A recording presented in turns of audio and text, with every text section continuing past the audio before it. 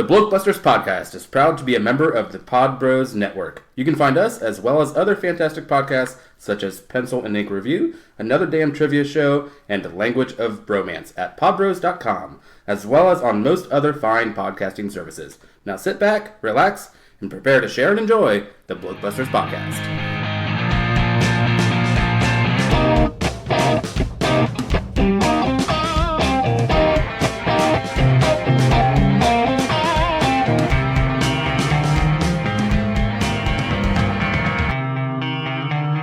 Welcome to another episode of Franch-Fried, the show where we basically try to prove our point that Hollywood should just do independent stuff rather than churning out sequel after sequel. I am Paul. And I'm Brian. And today, as you can tell by the name of this episode, we are focusing on Indiana Jones 4, courtesy of the Twitter poll that we put out, and aside from one write-in vote, which was actually for a film that we'd already covered a while ago, this film got 4 votes to 0. So I think quite unanimous. So thank you. They really want us to do this one.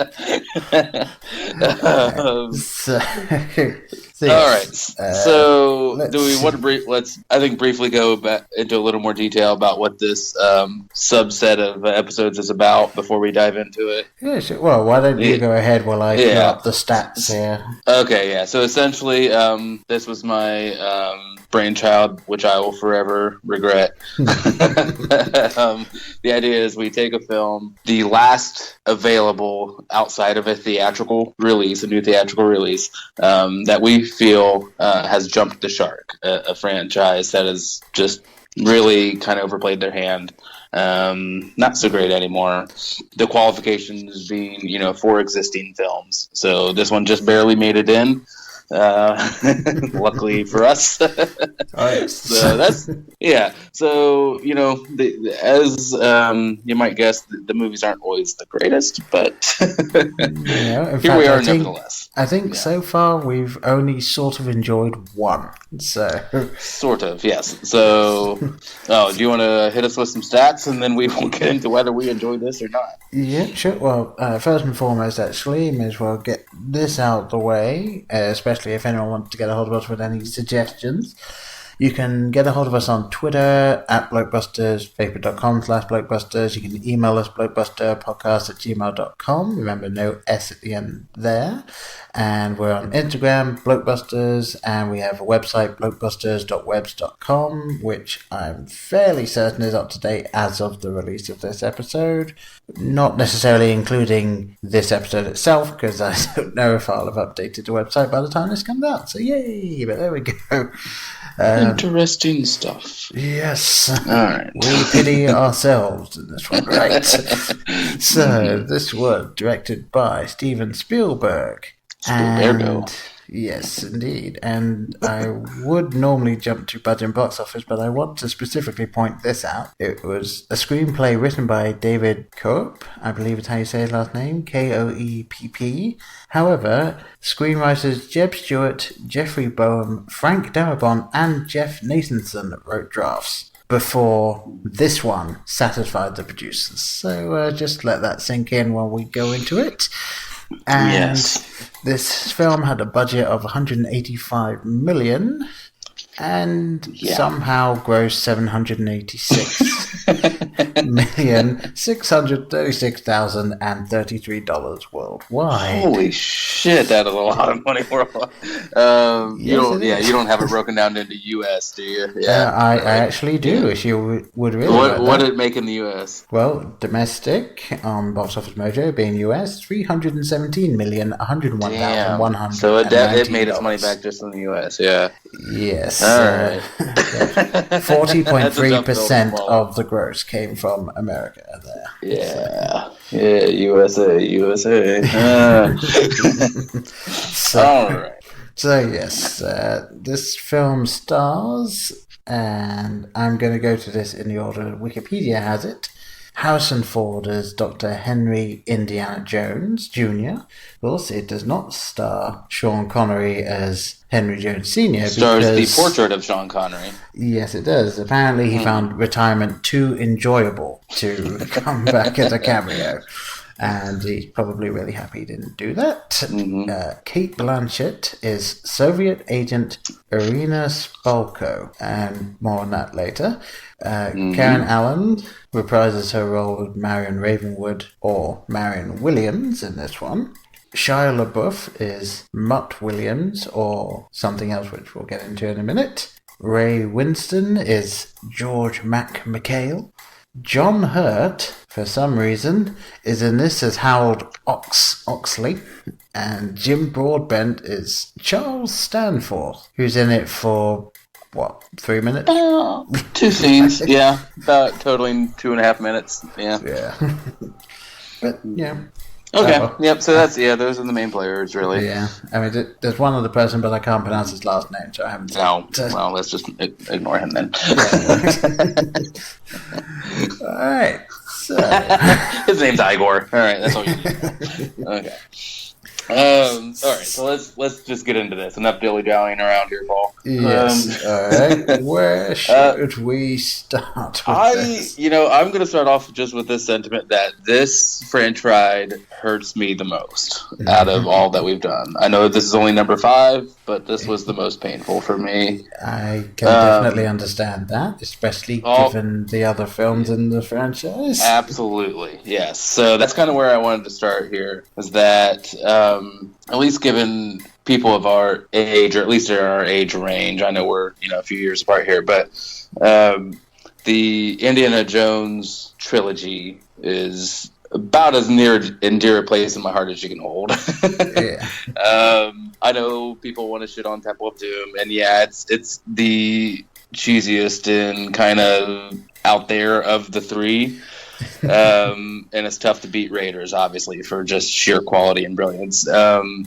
And The Last Crusade I thought was pretty solid. Yeah, I really enjoyed Last Crusade. Yeah, and that people want to can argue with that as far as cheese and kind of cornballness too. But I thought The Last Crusade worked for me for the character. And then of course, who else was going to be Indiana's dad other than Sean Connery? Yeah, it was.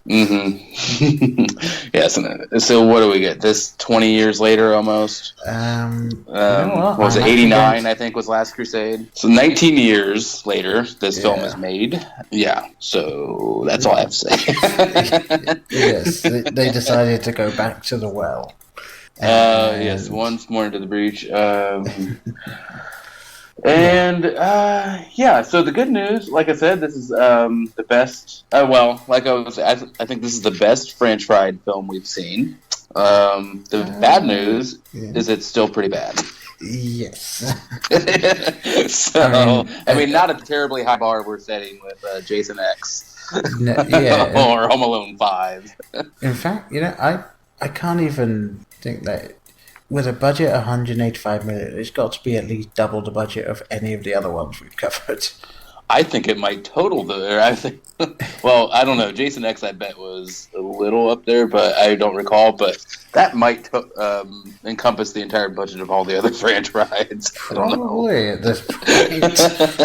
I mean, Ernest was $12.37. So yes. Yeah.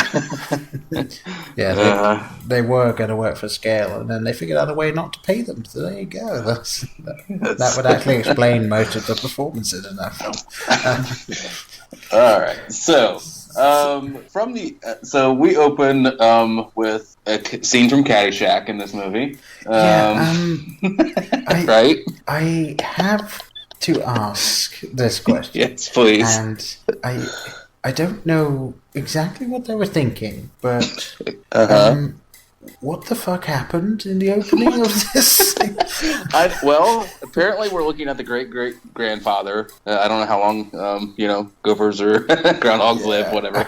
But of the one that Bill Murray tries to eradicate. But he is popping his head out of there, and I was just waiting for some Kenny Loggins to start playing. But alas, no such luck. No, immediately. the kids from Archie go by in a car, I guess. I don't know. Yes. So what this sent to me, the message it sent to me was immediately the tone was all off. It was so off for an Indiana Jones film. And they could never get it back. I don't know. That's just the initial thought, that this tone was way, way, way off of what they were used to doing. And it just lost me from that point, like that early on, 30 seconds into the movie. I know, like for $185 million, absolutely horribly CGI'd gophers, and we'll get to that. Yeah, and the opening, 2 minutes are these college kids, I guess I have no other way to describe them, in a car trying to race some army people. And then they disappear off, never to be seen again. Because, okay. Wait, did you pull army people from Ernest? Yes, I did. All these army people. That is a Franch-Fried callback from Army people. Gotta be army people. Yes. Yeah. Yes. Army people? People. Yeah. Yes, people. But yeah, like was it supposed to be a misdirection type thing, or was it just, we'll get our credits out the way or something? Like, I didn't get it. It was we have nothing else to show here. I mean, it's establishing the setting. I mean, that's the main point, is like, okay, this is no longer Nazi, no more Nazis. This is Cold War, America. I guess, but surely, like, every other Indiana Jones film would have started with just the army trucks pulling into the the Area 51 gate. Like, that's what it would have been. It would have just been the start of them turning in. Yeah, and us, the viewer, figuring out what's going on. Like, instead of just having this flashy scene, or supposedly flashy scene, with this, like, this whole rebel without a cause undertone that the movie tries to shove in your face, Yeah.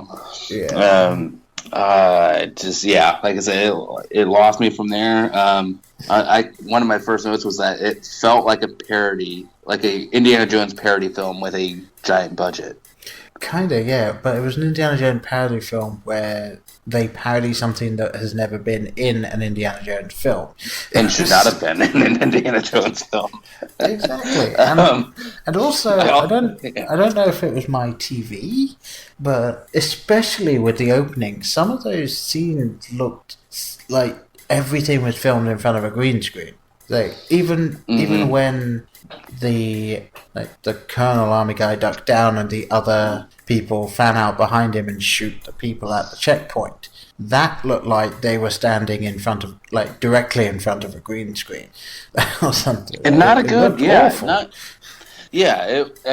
noticeable. And I read that, Spielberg wanted to do a lot of this practically, wanted to use special effects very minimally, and had to concede via, like, the script and just practicality to use more and more CG throughout, and it showed heavily. Yeah, I mean, if they tried to do most of the CG as practical effects, even if it hadn't fully worked, it still would have been better than the CG they ended up going with in this film. Yeah, it was just distractingly awful.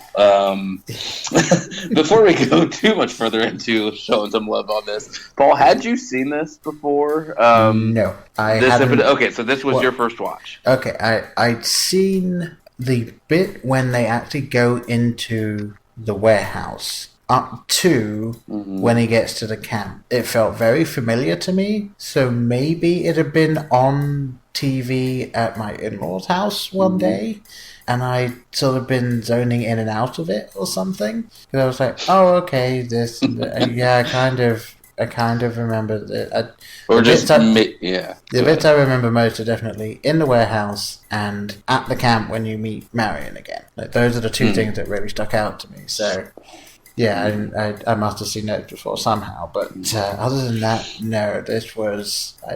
I obviously knew that aliens were involved because, well, Yeah, I mean, everyone knew that aliens were in this That's one. it's the one thing people know about this. Yeah. And I knew that it's not well liked, especially compared to the other one. And despite how well it apparently did at the box office. So, yeah. What about you?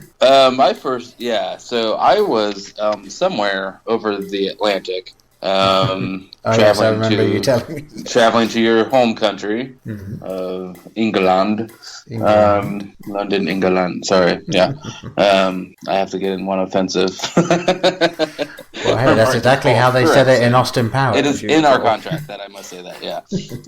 I'm going to London, yes. England. So yeah, that's a nice going that way. It was, I think, it was a nice, 8-hour flight, something like that, 9-hour flight. Yeah, flying there. You're against the jet stream, right? Yeah. Yes. Yeah.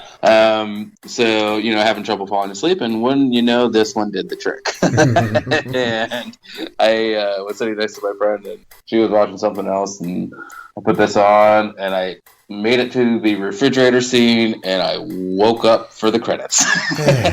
Yes, the refrigerator scene. So maybe that's a good point.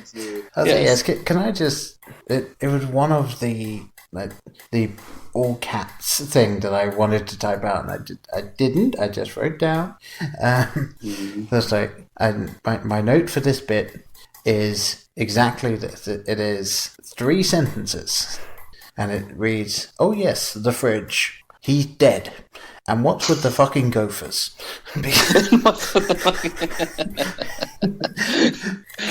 Yes. Very concise, very to the point there, Paul.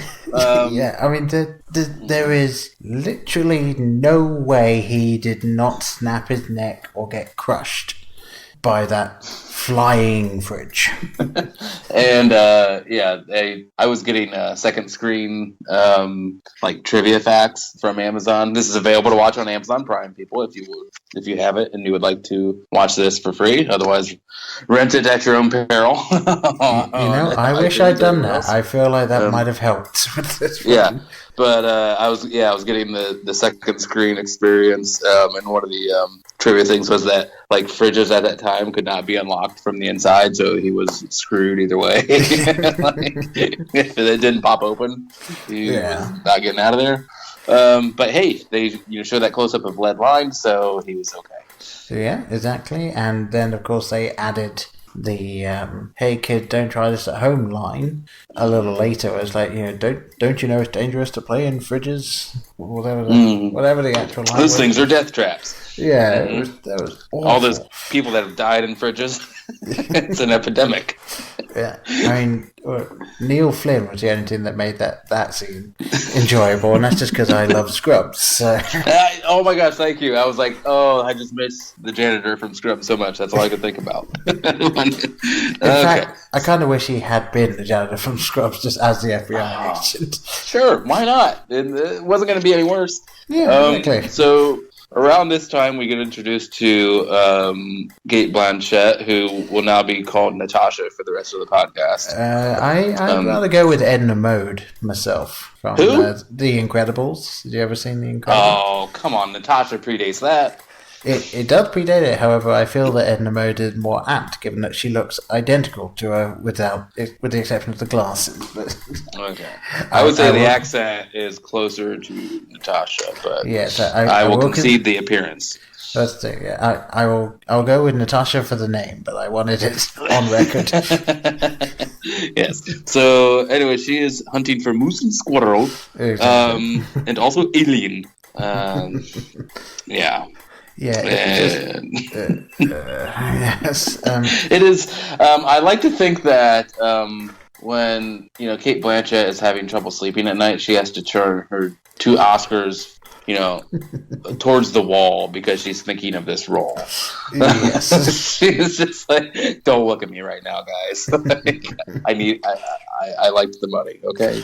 Yeah, maybe some of the budget went on counselors for the actors. It's to be like, okay, you've just got to get through this. You just take it one day at a time. Come on. Yeah. So yes, she's completely and utterly wasted in this movie. Obviously a great actress and completely just a caricature throughout. Yep. She's missing for the entire second act of the film. Yep. And then pops back in there towards the end. It's like, oh yeah, maybe she was filming something else, something better, and she was just like, you know what, presumably, just write me out of some of this, and I'll come back. I'll come back and do my awful Russian accent so you can finish your movie. I got a fun fact here for you, Paul. Did you know that Harrison Ford demanded that the whip be real? I thought this was kind of interesting that they were going to do it all digitally effects. Well, because of new safety regulations in filmmaking, and he said that was ridiculous. And when you're Harrison Ford, I guess you get your way. It's like he filmed the other ones with an actual whip, so why not this one? He definitely didn't do any of his own stunts in this one. And kudos to him, they did not have to refit him 20 years later from his last appearance as Indiana Jones, although I guess he did appear in one episode of the TV show, the Indiana Jones Chronicles, something like that. I think he appeared in one show, but yes, he's kudos to him. He's kept in pretty decent shape. They didn't have to refit him. I also read that. So good for Indy. I'm just trying to find some good things here, Paul. I get it. Especially since going back to the warehouse where he's like, oh, I'm just going to throw this gunpowder up in the air and then it just flies. Like, if the magnetism was that high, then you would have severe issues with everything. Well, the lights would already be leaning in towards it, and not later. You know how much wood interferes with magnetic forces all the time. Yes, exactly. And I even just wrote down, even if the magnetism was that high, and would then screw with it, everyone would be having terrible headaches, and all of the metal beams would be creaking. It still wouldn't actually fly. Yeah, it's not a swarm of bees moving around. Especially given how he was I'm going to need more. I was like, oh, okay, he's going to throw it in the air, it'll sort of go in that direction and then fall to the ground. No, it just flies off. And bye-bye, see you later. It's and bye-bye suspension of disbelief. Yeah, pretty much. As well. What is that, in the first 5 minutes? That's in the first 15 minutes, I think. Yeah, that sequence takes about the first 20 minutes of the movie, if I recall. But we do get a little peek. This movie loves its little nods to the history of Indiana Jones. We get a little arc peek, arc slip there, if you will. And then moving on with no comment. And one thing I also found very strange about the opening scene is okay, often in Indiana Jones films, we know he's going to get out of whatever peril he's in, but they seem to be really implying that he wasn't going to get out of it. And it was there's such a immense sense of danger, and no, there wasn't. It was all of this build up and all of this suspense going on way too long.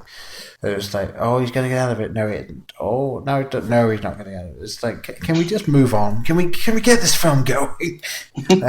I know. Can we get to some semblance of a plot or what is going on in his life that, anything interesting here other than just run-of-the-mill action scene with nothing happening, really happening. Yeah, but we didn't get that. And then also with the escape, the massive cliche of a hero having not a single scratch on him, despite being fired upon by 30 people with guns that will ricochet the bullets once they hit the metal beams. Well, this is, in connection to George Lucas, so there is stormtrooper fire at play. So very true, but I'm fairly certain that unless you're in Spaceballs, laser fire doesn't ricochet. So no, all right, well, touche, sir. Yes. And the only other, I had, let me just count this here: 1, 2, 3, 4, 5, 6, 7, 8, 9, 10. I had 10 notes here, which take up maybe a third of my entire notes in the opening 20 minutes of this film, just because of all of this shit that happened. He falls into the Weapon X facility at one point. And he falls through into that metal thing before that rocket sled takes off. Oh yeah, I got so worn out on taking notes in that first couple sequences that I stopped for a good half hour. I'm like, I can't take that. I know. I gotta recover. I picked it up. I guess. Are you okay jumping ahead to Mutt's introduction? That's fine. Go ahead. Yep. Yeah. So Mutt shows up. Another dog name. Yay. Yes. Oh, yes. Very clever writers. Ooh, I get it. Shia LaBeouf shows up, and he is James Dean incarnate, apparently. Now, I'm actually going to say something which I know is a little bit unpopular, but I kind of liked Shia. That is, it's very unpopular, but you know what? I will say this much, that I don't think his character failings were his fault entirely. No. I think it was a poorly written character. I don't think there was a whole lot for him to take part in other than just bounce back and parrot Indy for a lot of the movie. Yeah, with the exception of, and I'm going to jump ahead because this is fucking stupid, when he turns into Tarzan. True. Yeah. In the film, or the Three Musketeers. That too. Yeah. But yeah, I mean, I guess I can get him off with a slight pass. I still don't really care for his acting. I'm going to leave his personal life out of it. Whenever you think about him personally. Yeah. But he had. I mean, in Fury, I thought he was very good in Fury. He was. You saw that? Didn't you see that, Paul? The tank movie, Brad Pitt. Let's say I know about it. I believe that one has passed me by right now. I mean, he wasn't great, but I think he was as good as I could have expected or hoped him to be. Right. And I was, kind of happy with that, and so I know he's able to get to that level at least. But. Yeah, just not a whole lot of enjoyment here for Mutt. Very happy that. I mean, go ahead. Well, I was just going to say, and it's one of those things as well where Indiana Jones, Harrison Ford as Indiana Jones, and as far as I'm aware, Shia LaBeouf, whenever he's got an action stuff, they both really want to do their own stunts in film. Mm-hmm. They want to do as much as possible. And I think the studio decided, you're not doing that this time around, because did you notice just how shit the stunt actors looked when they were like, no, we're really Harrison Ford and Shia LaBeouf. Hey, don't look at our faces. We're just going to turn away. It was really? Well, I'd read that Harrison Ford did a lot of his stunts. I'm sure he did, and I mean the place I thought it looked the worst was when they were on the motorbike. Getting in the chase, and every single time you couldn't see their faces. It was so blatantly obvious that they were not on that bike. Especially the guy who was wearing the Indiana Jones wig. It didn't really look like Indiana Jones's hair. It was so terrible. And then the only other thing is physics be damned right at the end of that scene as well. So you mentioned the motorcycle chase, and that's where they do a little Blues Brothers action and go indoors. Yep. and do a library. And did you catch I'm sure you did, because you're Paul. You caught the Wilhelm scream. Well, yes, of course. There's got to be a Wilhelm scream in this. Yeah. So nerdy kid holding a big stack of library books, and Wilhelm scream as the motorcycle flies by. And the poorly made statue where the head just falls off the second anything bumps into it. Yep. Yep. Jebediah Springfield's head just falls right into her lap. Yeah, we hadn't seen Dolphin Kearney with the saw just walking off in the background. No, they were cut out. Yeah. So, what did you think of the Harrison and Shia's chemistry, or could you call it that? I mean, I thought that Harrison Ford as Indy, when it came to him kind of being a slightly older Indy, I actually thought he didn't do too bad with that. The problem is that Shia LaBeouf's character is so just, hey, I'm just going to do everything myself and I don't want people to tell me what to do. And after about 20 minutes of that, you stop rooting for that character. And so I couldn't care less what really happened with him later in the film. Paul, we're so much on the same page here. It's kind of scary. Been doing this too long together. But I cannot echo that enough that Shia seemed to be doing his own thing. If it meshed up with Indy or Harrison, whatever, fine. If not, he was still going to keep doing his own thing. Yeah. But my next note that was up here was that we really get flashes of the old great Indiana, just not nearly enough. There were moments in there where he is very charming and charismatic and quippy, where it really does work. I want to get to one of the scenes in a little later, probably very soon here, because I think it's coming up quite chronologically here. You probably know what scene I'm alluding to. I believe so. I was going to say it's probably the best Indiana Jones moment in the entire film, but unequivocally, I would say yes. Yeah. There are sparks of that old Indy. It's just not enough, and just very few and far between. Yeah, and a quick note here, because I was for whatever reason we are kind of just going chronologically at this one, and I wrote some down. I don't know if you really kind of noticed it, but I believe they went to go find the skull, and they then do find the skull, and after that they get held at gunpoint, and then the weirdest cross dissolve I've ever seen in film. It was okay. It was almost like one of those things where... does love his dissolves, so... Yeah, but it was almost one of those things where they knew when they had to pause, when the action was going to stop, so they kind of... the actors paused, the camera held on an extra second, and then a very slow cross-dissolve fade to a map, which, it kind of did that for a bit, and then it cuts to the next scene, and it was okay. Did someone not look at this before they sent it off to be finalized? They were apparently under a deadline. They must have been. It's just oh shit! Enter, click, done. Yeah. Render. There are countless errors on the map scenes. Belize was not called Belize at that time. Mm-hmm. There's all sorts of other ones out there. But it is now. How will people ever know what it was back then? Very true. I mean, well, you got me there. As long as if there are people they could go to and ask about this sort of thing. Yes. What was life like in 1955? No one will ever know. I know. It's not as if there could have been actual map they could have looked at from back then. Well, we'll never know.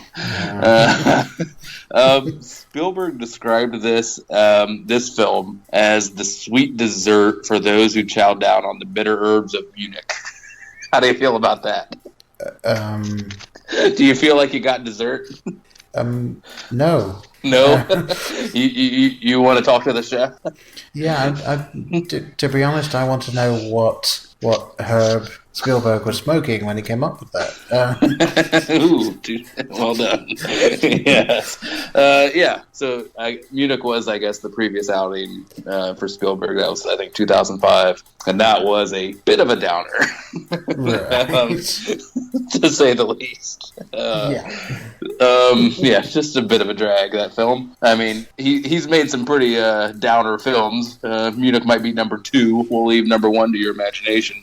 Yes. But this one was not the sweet dessert I was hoping for. Yeah. So I loved that quote. But hey, it did get pretty sweet here because we, as you alluded to much earlier, we get introduced to my forever annoys 1980s crush, Karen Allen. Still rocking it, still looking fantastic. Marion Ravenwood. And for my money, the best moments in the film, by far, were when she and Indy are together. Yeah. Before the average action takes us away again.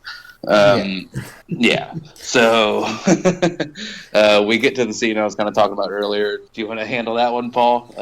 No, you go ahead. Obviously, yeah. So as you know, taking a page from some John Mulaney stand-up, the fear we all have is quicksand. Yeah. And wouldn't you know it, Indiana Jones runs into some. And the only thing that can save him is grabbing onto his worst fear, a giant snake. Indeed. Yes, indeed. So, and very well handled. The snake was well handled. The scene was well handled. Yeah, I mean the dialogue between Indy and Marion when they're in that quicksand, that especially when he's been talking with Mutt. And he'd say, "Oh, I dropped out of school. I bet you think that's stupid." And Indy says, "Like, no, do what you like.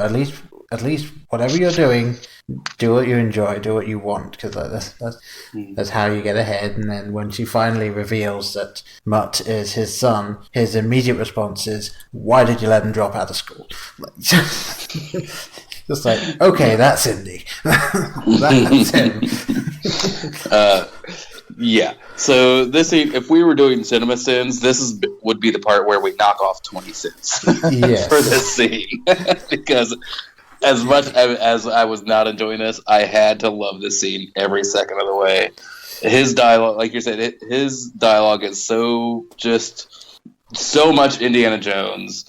Maybe I can touch the bottom. They keep calling it, stop calling it that. Stop calling it. Yeah. Just go grab something else. It was, I don't know, very well handled. I don't know why this was such lightning in a bottle for this movie, but why they couldn't kind of get that energy throughout. But I was happy to have this for that moment. How much do you want to bet they just kind of let Harrison Ford go? This scene, I mean, if they did, is what they should have let him do more often, because it obviously worked. Yeah, I mean, at this point, Harrison Ford knows what Indiana Jones is. And for instance, obviously the well-known kind of problem that became a fantastic moment in the film is he was supposed to have a gigantic sword fight with someone, and he ended up having stomach issues. And so on the day, he just said, "How about I just shoot him?" And that's exactly what happened. It became one of the funniest little Indiana Jones And that's one of the most iconic ever. scenes from that movie. Yeah. And so I think the same thing happened here. They were just like, okay, why don't we just we'll set up the scene and then just go with it. And I think that's what happened here. They just kind of let him go. And yeah, if only most of this film could have been improv. I think it would have. I think it would have worked better. Episode of Curb Your Enthusiasm. I think we would have been great with the theme and everything. Yeah. So yeah, you got to call it a rope. Which I still think that is really rough to pull on a real snake like that. But I don't know how well that would have actually gone. I'm fairly certain that snake would have ripped in half. But yeah, but I was not to nitpick. I was enjoying the moment, so I was happy to have it. And especially with some of the physics-defying things that have happened in this film, like this is the thing I have the smallest issue with. Very true. And I know it seems like we really haven't delved into the plot too much, but I'll speak for myself for this because I really don't know what the plot was. I was going to say, what plot? There's something about, I mean, it's kind of in the title there. There's something to do with crystal skulls. I kind of wrote down this is the longest but almost most interesting episode of Ancient Aliens that's ever been. But yeah, essentially there's something to do with the crystal skull in this. A magical, magnetic crystal skull. But do you know what this is? What this film is? Please tell me. It's Raiders of the Lost Ark is what this film is. Like, it's our Force Awakens. Yeah. It was the Force Awakens before the Force Awakens. Exactly. Okay. And even down to the misfortune that befalls the people that are after the thing in the first place. They're just riffing off. So that's probably why we were having trouble coming up with so what is the plot of this? It's like, well, we know what plot of this is. It's just a bad retelling of it with a sword fight. And as we know, Indiana Jones had no relevance to the plot of Raiders of the Lost Ark. His character was not important to the outcomes of the events of that movie. Exactly. Yeah. All right. Well, you have done it. I guess we're done. Yes. You have solved it. Yeah, I just... It's leading off of the quicksand scene. We had a sword fight on two moving cars. Oh yeah, this is when I started to get angry. I wrote "fuck off." Yeah, cheap sword fight. I thought the gophers were bad at the beginning of the film. This was the worst graphics. And talking about the sword fight or what followed the sword fight? Well, I think the sword fight is where it's the worst. I mean, really started falling apart. Yeah. Yeah, I mean the monkeys that come up in a minute are just terrible, but at least it's a really short scene. This was a really at least they long, got a real monkey in out. Raiders. Exactly. That hung himself, but that's the story I'm going with. Yeah, it's an elongated sword fight between two people standing on two different cars, running through a jungle, and at no point do you feel like they're ever there. No. I didn't need D'Artagnan on a Jeep. And with Karen Allen telling him to riposte. Come on. Yeah, and I'm even going to go there, and this is something that I don't even know if American people know it, but I'm just going to call him Albert, which was a kids' cartoon show about the Fifth Musketeer. He was a really short guy that rides on a mule. The fifth? Yes. It was the fourth. You skipped a musketeer, Paul. All I'm saying, that's what the TV show was. All right, so presumably he killed the fourth and became probably, the fifth. yeah. I mean, probably by accident, actually. Like, given this guy. Well, I don't know if I'm ready to go that far with it, but okay, you say so. Yeah, but yeah, so you've got terrible CG scene. And it gets worse, Paul. Oh yes, it does. I mean, they're saving the worst for last. And for no reason. As in genuinely no reason, because it bears no importance whatsoever in anything that happens afterwards. They just decide to give Marion a concussion with a tree branch. Yeah, because it's funny to hit pretty ladies. Yeah, and then she's fine. Yeah. I mean, there's genuinely no repercussion to it. And then, despite the fact that Shia LaBeouf is somehow wished up into the tree by a hanging vine, which is, I guess, a bungee cord that he triggered by hitting it. I don't know. I'm just going to gloss over that. And then he looks at some monkeys, and they all go, okay, we'll follow you now. And he Tarzans his way off into the trees. Yeah, and I wish I was joking. I really do. I do too.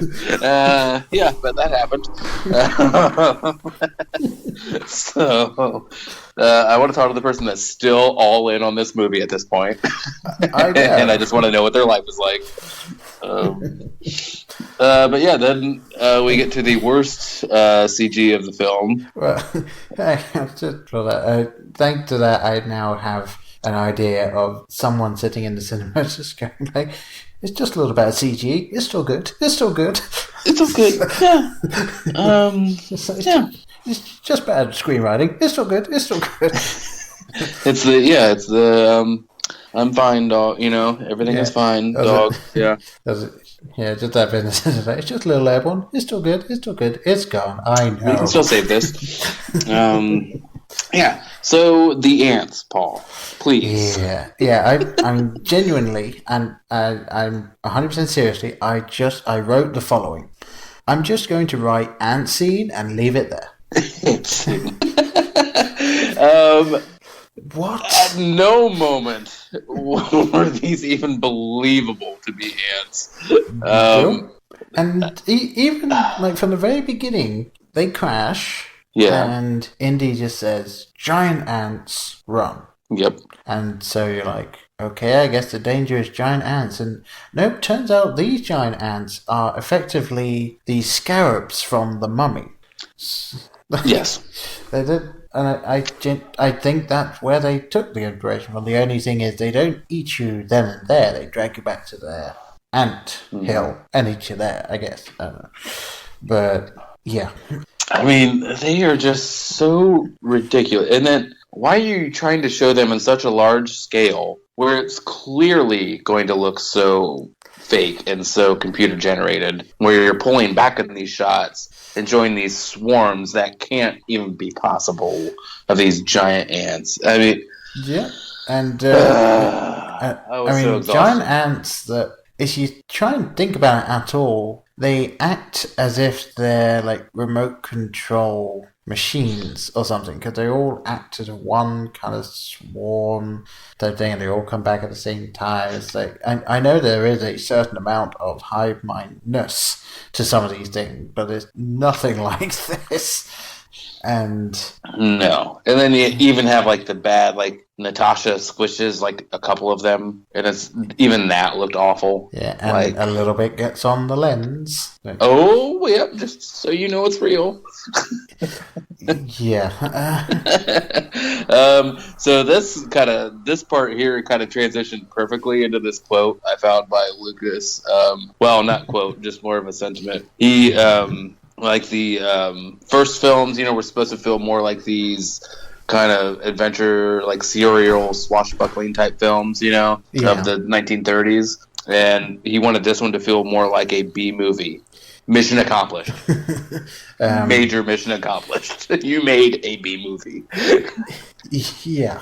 I mean, possibly a C. I was going to say, I feel like, obviously recently we just released the film Spotlight, where he talks about the lost skeleton of Cadavra. I feel like that would be way more entertaining than anything that's on, well, with the exception of the quicksand scene. Yeah, rather than seeing my childhood get shit all over, yes, I would have rather watched that. Yeah. I mean, to be perfectly honest, I now fully understand the South Park episode when they go into this today. Oh, yes.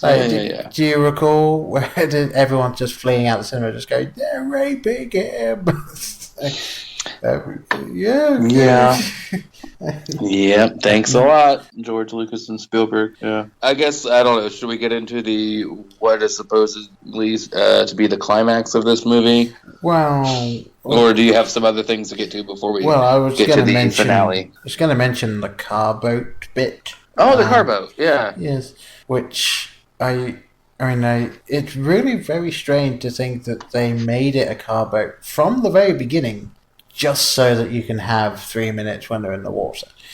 And then when they're going over the falls, and you get another bit of that thing where, oh no, water spray got on the lens. It's a little bit... I feel like I'm in the movie. I know, even though it was really badly done, water spray on the lens. But anyway, so the third waterfall that they go over, and you see them fall out of the boat and then fall past the boat, which, okay, that boat is gonna squash somebody. It would, yeah, it did.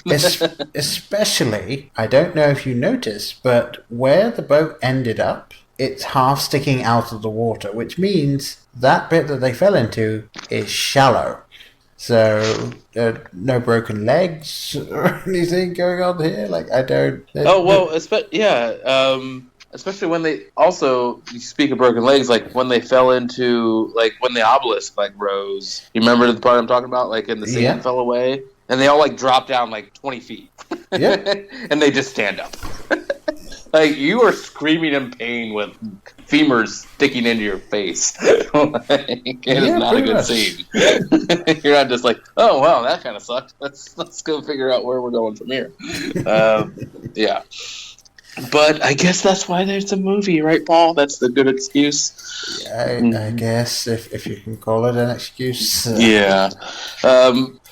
Yes. Can we please get into the aliens of the round table? Sure. Although, does anyone? And I seriously want to know any ideas people have on this. Does anyone know why it is that all ancient civilizations, no matter what they are or who they were supposedly built by or any of those things, why do they all have Rube Goldberg machines that are built into these things? Like, even just to open a door. Counterpoint, wouldn't you? I mean, I suppose if I could, I might. I mean, you got a lot of time. You don't have, you don't have NBC to watch. You don't have, Legion to watch. So why not make a Rube Goldberg machine to open your door? I guess. Right? You just yell at the sun and make Rube Goldberg machines. Yeah. So, I mean, I buy it. and I don't know if anyone else is paying it. But also, attention. that's unlocked by just holding a skull there. That the door has skull detecting technology. Well, no, he doesn't just hold it; he smushes it right up. He smushes the skull. I'm sorry, Paul. Yes, correct verb. Smushes the skull, so it's skull smushing technology in the door. Exactly. That can recognize. You just can't smush anything in there. It's got to be crystal skull, Mm-hmm. and then it knows to open up and do its 19 steps. Exactly. And did anyone else notice that, like, the crystal skull, the angle of the big head bit sticking out of it, was completely different to the head that was drawn on the wall of the alien species? The crystal skull, what it basically looks like is as if a human head had just decided to grow backwards in a cone shape, whereas the alien head that we see are more like the cone heads, where it's kind of sticking straight up. So, do they have a crystal skull of a special alien? He didn't quite grow the right way? These are questions that may never be answered, Paul. I don't know we may just have to be comfortable not knowing. I don't really care. I just thought I'd bring it up. I totally believe that. I have no trouble believing you do not care about finding the answer.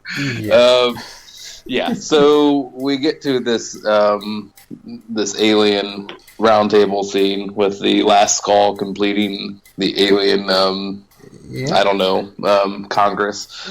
Yes, and of course it's not just an alien. Because as John Hurt says when he comes back to his senses, which, seriously, why did they get John Hurt for this? Why was John Hurt in this movie? He wasn't John Hurt till like the last 4 seconds of the movie. Exactly.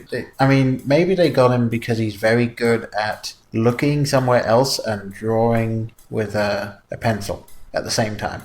Maybe it was hurting for money. I'm sorry, I'll leave. Sure. I'll go now. You can finish on your own. I genuinely might put the Cape Fear laugh in for that one. Okay. Never mind the John Hurt thing. So, they're interdimensional beings, supposedly. Yes, true. But that's all we know. Literally, that is it. That is the only thing that is ever mentioned about the fact that these are beings from another plane of existence. And anything else from that, we don't know why they came here in the first place. We don't know really what they did other than they were like, hey, you should build this. And then I guess they left. That's it. And then I guess they left. The last title card of this movie. Yeah, it really should have just been like, they left, ? And then credits. Just Arrival. Thank you. Arrival. What a great movie. But we did get Shia's best line of the film. What are they? Spacemen? Not spaceman. Spaceman. Like Spider-Man. Yep. What are they? Spacemen? Well, to be fair... Yes, they're spacemen, Shia. To be fair, right at the end, it becomes a spaceman, I suppose, because I guess all of the skeletons are actually just levels of one being, maybe? Well, they're a hive mind, because that's a theory. That's a concept films haven't explored before. But I guess. Yeah. But back to your point of a remake of Raiders, we see Natasha get vaporized.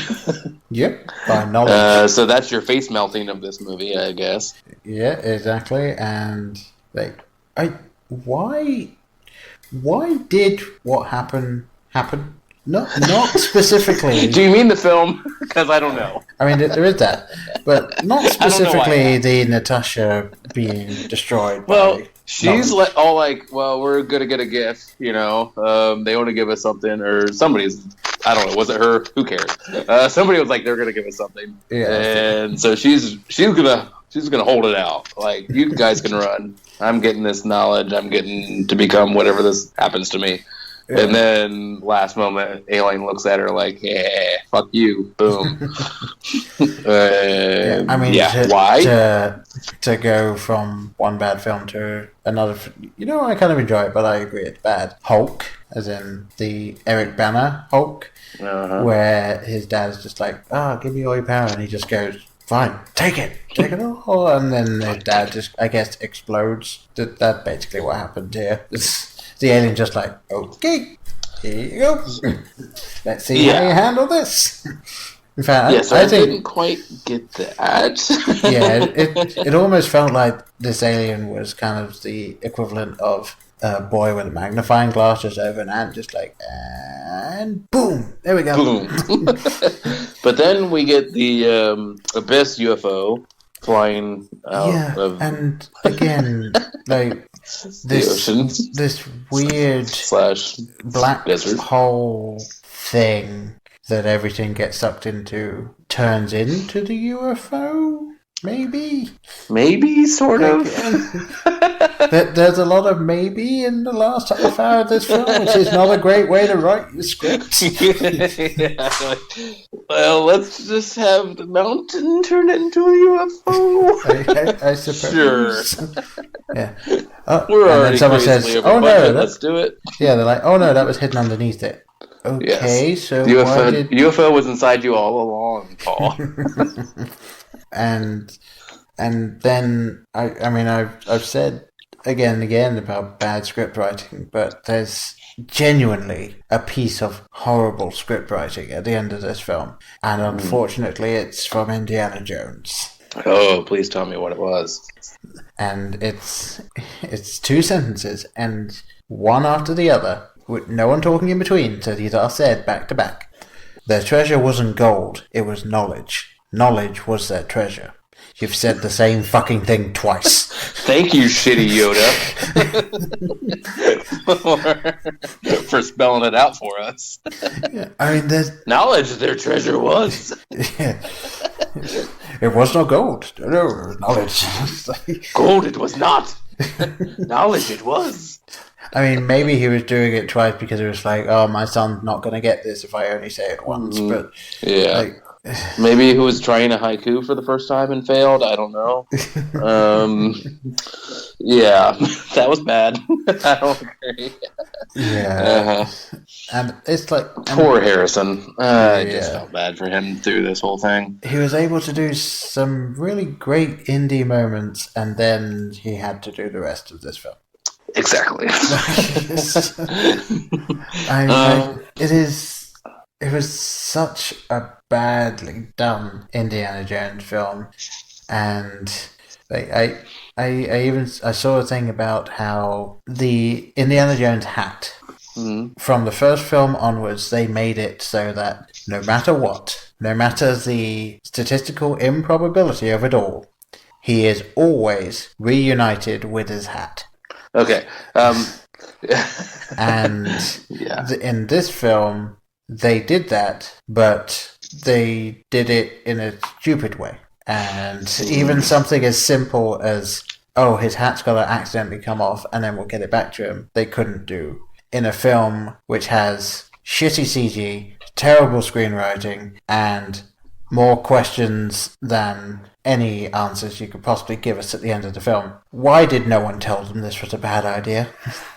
Why did this film get made? I guess, well, can we just kind of flesh out the epilogue, and then I want to go into a little bit of that. I'll go ahead. So the epilogue here, we just have a needlessly tacked on wedding with Indy and Marion because apparently everything's forgiven, and why the fuck not? Let's just get these two kids married. 170, one's in her 50s, whatever. Let's get them married.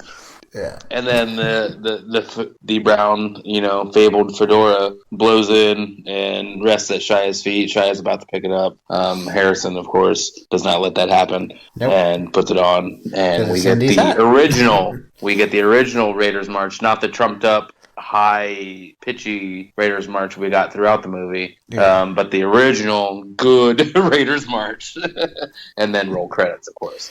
So that was our shitty little epilogue.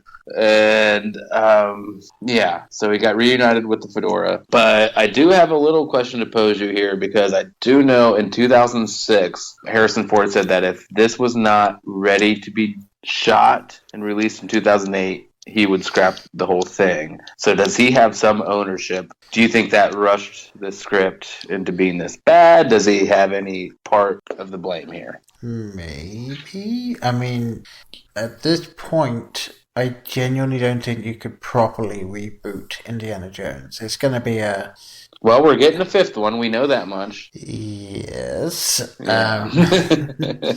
But he still is Indiana Jones. So I feel like... And this isn't the era of the studio system. So he's not exactly on the hook to do these films. So if he says he's not doing it, then they're not going to do it. So, I mean, maybe an Indiana Jones film without Indiana Jones would be an interesting idea. I don't know. Yeah, I have zero idea. I haven't even looked into it, so I can't speak to it. I don't know what Indy 5 is going to be. I like I said, I've looked into it. Zero. Nothing at all. So I'm assuming Harrison's going to be in there somewhere. I would like to, which I know has been bandied about for years now. I would love to see this. If we're going to do reboots, as much as you and I are mostly opposed to those kind of notions, I would like to see it, like it's been talked about, Chris Pratt. I think he makes a great Indy. That's what Jurassic World was. That was my commentary at the time when we talked about Jurassic World, is he would make a great Indy. Rebooting from the start, he has the charisma, he has the humor, he has the athletic prowess to do the character. If you want to continue this character, it would be well handled in his hands. Otherwise, I'd say let it go. The only way I could see it really going forward is it's going to be one of those really cheesy things, like even kind of like, and this is getting very out there, but even kind of like the Legend of Zelda series, where it's almost a mantle that gets passed down. So maybe like even modern time or a little further on, like Chris Pratt is the new Indiana Jones, and it's like a position which is held by the chief archaeologist, because he's so you're going the James Bond route, or or the Dread Pirate Roberts route. Exactly. It's one of those things where because of all of this stuff he's done, and he keeps being brought in with all the government and stuff, and they're like, hey, we want you to work on this. Like maybe it becomes a position or something for someone. And Indy Emeritus, exactly. But you've either got to reboot it or just stop at this point. I mean, unless 5 turns out to be really good. But if it's by the same, I don't have high hopes. I mean, I love Harrison Ford, but I just can't. I mean, at a certain point, you can't do that action role. You just can't. It's not going to work. I loved him in Force Awakens. I thought he was absolutely fantastic in Force Awakens. But at some point, it's just not going to fly anymore. And I think we already hit that point 9 years ago. So, for the most part. And can I just read you this here? I was just having a quick look at what it said about the sequel. There's not much there, but this is something Spielberg said about the film. He said, "I sympathized with people who didn't like the MacGuffin, being the interdimensional being, because I never liked the MacGuffin." Then why didn't you fucking change it? You're the director. I don't know. Yeah. Yeah, and the IMDb page for Indiana Jones 5 just has Harrison Ford listed, and plot unknown, and director Steven Spielberg. Yeah, so that's all we know. Yeah. According to IMDb. Sounds about right. Yes. So we shall see. Hopefully it'll be better than this outing. I really hope so. Yeah. I hope they're done with aliens. I hope Shia has a very minimal role. I'm sure he'll be in there. Well, maybe it depends. Maybe Indy will have successfully told him to go into academia, and so he's off at college for the film. Yeah, maybe he can just be consulted a couple times, and that's all we'll have. Yeah, just all right. Just well, yeah, I think we're about ready to put a bow on this one, Paul. Definitely. Definitely. And unfortunately, even though we now just like, okay, fuck it, leave it alone now, we've got to figure out what we're doing next. Oh, well, shit. We got to do it now? Yeah, well, I mean, we can come up with a couple of ideas and have people vote, like we did this time. Yeah, Well, shit, I should have done some homework and prepped for this. I knew it was coming.